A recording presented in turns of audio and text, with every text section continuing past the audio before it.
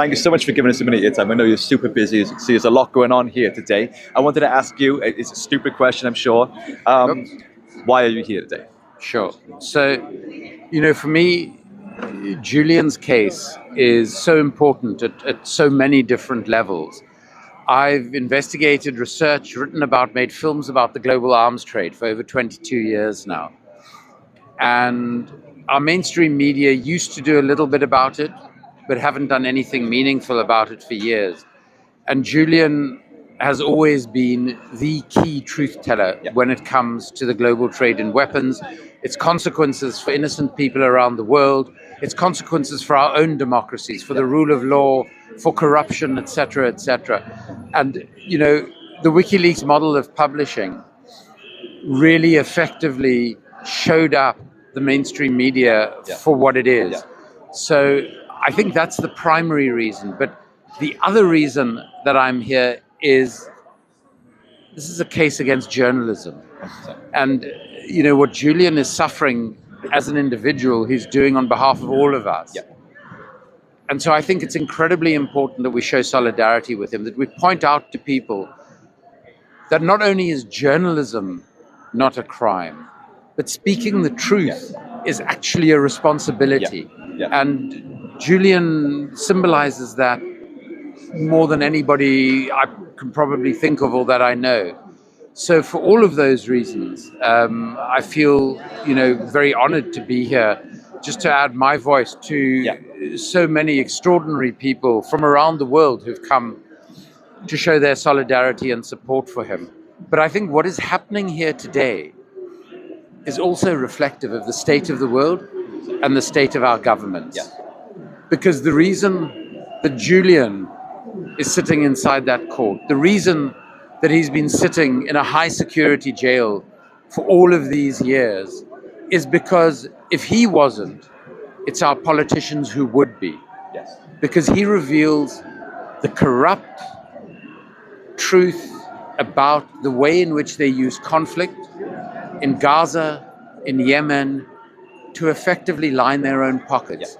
Be it contributions to their political parties, be it to individual politicians. We've seen Tony Blair make hundreds of millions of pounds personally, directly out of the decision to invade Iraq, directly out of his association with British and American arms companies. And this is everything that Julian's life's work has revealed and exposed.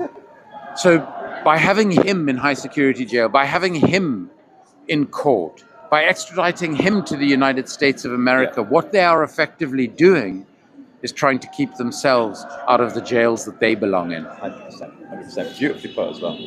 And then finally, if I can also just say, as a South African, I had the enormous privilege of serving under Nelson Mandela. And I know that Stella has connections to South Africa. And she reminds me of the very best of South Africa in the sense of during the struggle for liberation from apartheid, we used to say, you strike the women, you strike the rock. Because women have always been the most resilient in our struggle. And Stella, to me, encapsulates so much of that. The courage and the fortitude and the perseverance that she has shown over these terrible, terrible years to raise those two incredible young boys on her own as she's been forced to do. To continue to campaign around the world in the way that she has reminds me so much of the legends of our political struggle in South Africa.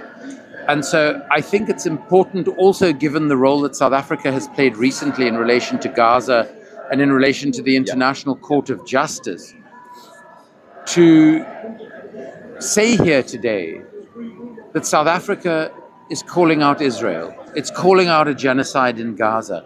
And we would know even more about that genocide if Julian was free and doing the work that he has done his whole life. And I think there are many in South Africa as a consequence who hold both Stella and Julian in extraordinarily high esteem, who believe that South Africa is in solidarity with Julian at this awful moment. And really, Nelson Mandela, my former boss, spoke about the reality when he came out of jail after 27 years in an apartheid jail, He said, our freedom is incomplete without the freedom of the Palestinian people. I think today we need to say that our freedom is incomplete without Julian's freedom, because we cannot live in functioning democracies. We cannot hold our politicians accountable. We cannot eradicate corruption that is largely driven by conflict around the world. Because the arms trade accounts for 40% of all corruption in world trade, without acknowledging the work that WikiLeaks has done in making us all aware of how our political systems thrive on warfare and conflict, thrive on the suffering of millions. You know, we have a situation of permanent austerity in the Western world, but that's because we're spending over $2.2 trillion a year on conflict and warfare. Yeah. So for all of those reasons, Julian must be free. And for every single day that he is not, it's an indictment on our governments, on our politicians, and on the state of the world today. Beautiful.